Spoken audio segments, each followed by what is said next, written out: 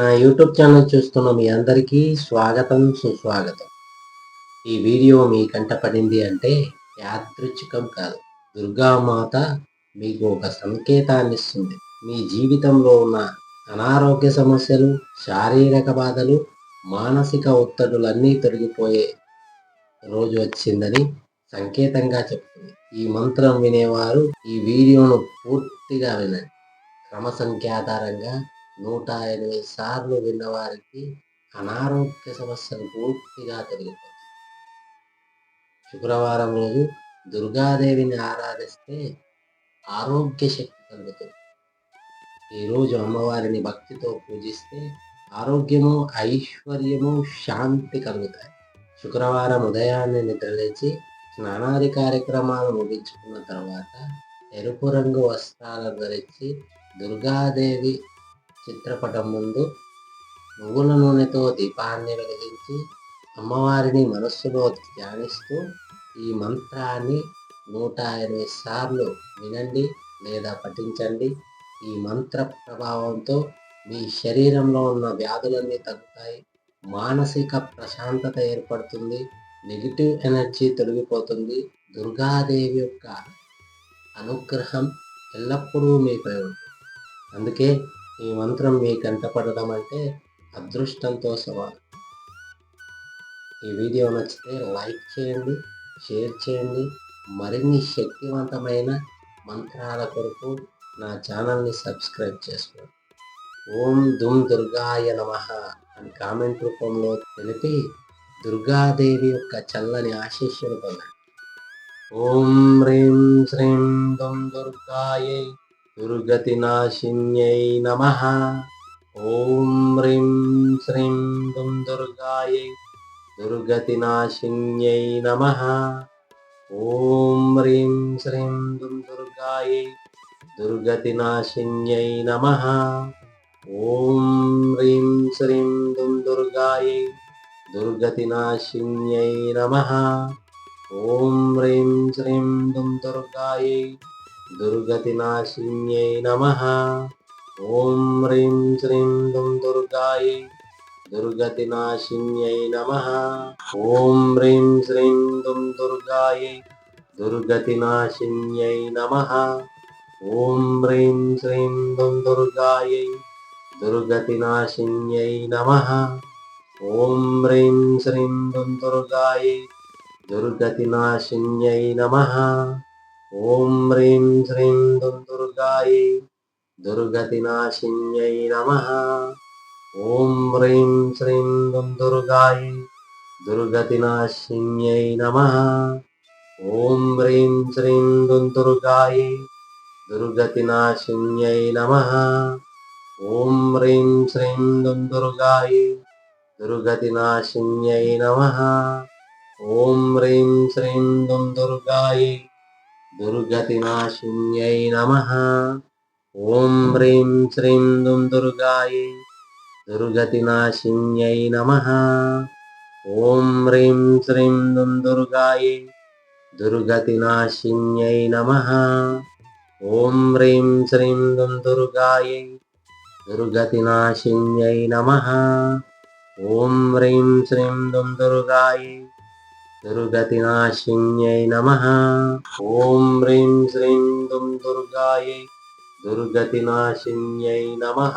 ఓం హ్రీం శ్రీం దుమ్ దుర్గాయై దుర్గతినాశిన్యై నమః.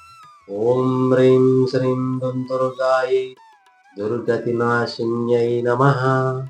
ఓం హ్రీం శ్రీం దుమ్ దుర్గాయై దుర్గతినాశిన్యై నమః. ఓం హ్రీం శ్రీం దుమ్ దుర్గాయై దుర్గతినాశిన్యై నమః. ఓం హ్రీం శ్రీం దుమ్ దుర్గాయై దుర్గతినాశిన్యై నమః. ఓం హ్రీం శ్రీం దుమ్ దుర్గాయై దుర్గతినాశిన్యై నమః. ఓం హ్రీం శ్రీం దుమ్ దుర్గాయై దుర్గతినాశిన్యై నమః. ఓం హ్రీం శ్రీం దుమ్ దుర్గాయై దుర్గతినాశిన్యై నమః. ఓం హ్రీం శ్రీం దుమ్ దుర్గాయై దుర్గతినాశిన్యై నమః. ॐ ह्रीं श्रीं दुं दुर्गायै दुर्गतिनाशिन्यै नमः। ॐ ह्रीं श्रीं दुं दुर्गायै दुर्गतिनाशिन्यै नमः। ॐ ह्रीं श्रीं दुं दुर्गायै दुर्गतिनाशिन्यै नमः। ॐ ह्रीं श्रीं दुं दुर्गायै दुर्गतिनाशिन्यै नमः। ॐ ह्रीं श्रीं दुं दुर्गायै दुर्गतिनाशिन्यै नमः। ॐ ह्रीं श्रीं दुं दुर्गायै दुर्गतिनाशिन्यै नमः। ॐ ह्रीं श्रीं दुं दुर्गायै दुर्गतिनाशिन्यै नमः।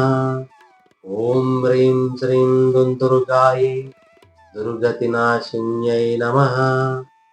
ॐ ह्रीं श्रीं दुं दुर्गायै दुर्गतिनाशिन्यै नमः। ॐ ह्रीं श्रीं दुं दुर्गायै दुर्गतिनाशिन्यै नमः। ॐ ह्रीं श्रीं दुं दुर्गायै दुर्गतिनाशिन्यै नमः।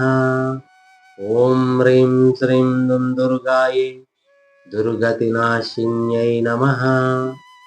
ॐ ह्रीं श्रीं दुं दुर्गायै दुर्गतिनाशिन्यै नमः।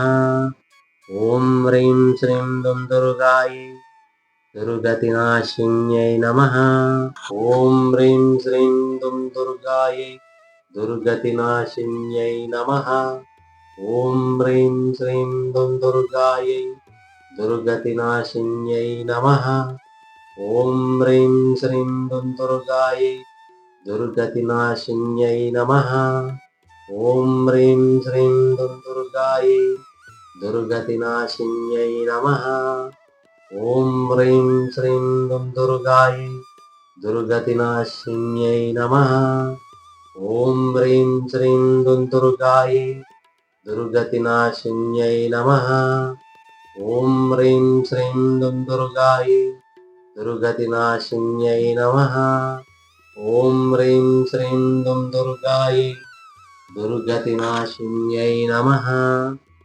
ॐ ह्रीं श्रीं दुं दुर्गायै दुर्गतिनाशिन्यै नमः। ॐ ह्रीं श्रीं दुं दुर्गायै दुर्गतिनाशिन्यै नमः। ॐ ह्रीं श्रीं दुं दुर्गायै दुर्गतिनाशिन्यै नमः। ॐ ह्रीं श्रीं दुं दुर्गायै दुर्गतिनाशिन्यै नमः। ॐ ह्रीं श्रीं दुं दुर्गायै दुर्गतिनाशिन्यै नमः। ॐ ह्रीं श्रीं दुं दुर्गायै दुर्गतिनाशिन्यै नमः।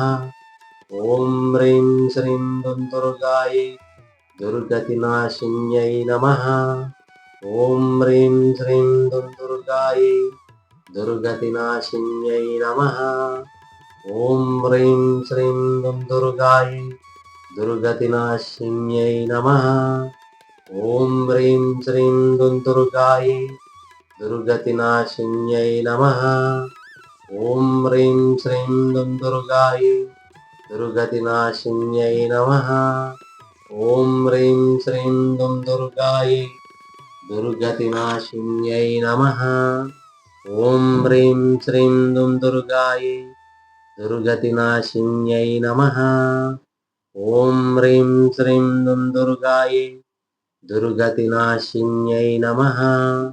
ॐ ह्रीं श्रीं दुं दुर्गायै दुर्गतिनाशिन्यै नमः। ॐ ह्रीं श्रीं दुं दुर्गायै दुर्गतिनाशिन्यै नमः।